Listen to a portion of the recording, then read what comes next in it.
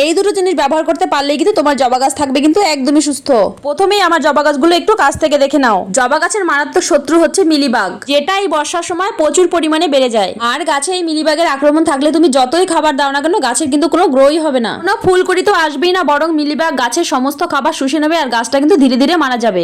আমার জবা গাছগুলো একটু কাছ থেকে দেখিয়ে দিচ্ছি, কোনো পোকামাকড়ের কিন্তু আক্রান্ত নেই। গাছের পাতার সাইজও কিন্তু বেশ বড়, গাছেও কিন্তু ফুল কুড়ি সবই রয়েছে। গাছ ভর্তি ফুলের আশা আমরা সবাই করি, কিন্তু তার আগে কিন্তু গাছকে ট্রিটমেন্ট করে সুস্থ রাখতে হবে। গাছ সুস্থ থাকলে কিন্তু গাছ ভর্তি ফুল অবশ্যই আসবে। এবার চলো বলি গাছে কি ব্যবহার করলে আমার এই গাছের মতো একদম সুস্থ সবল থাকবে তোমাদেরও জবা গাছ। আমার হাতে যে সাদা কালারের বোতলটা রয়েছে এটা হচ্ছে নিম অয়েল, আর সবুজ কালারের যে বোতলটা রয়েছে এটা হচ্ছে কাকা কীটনাশক।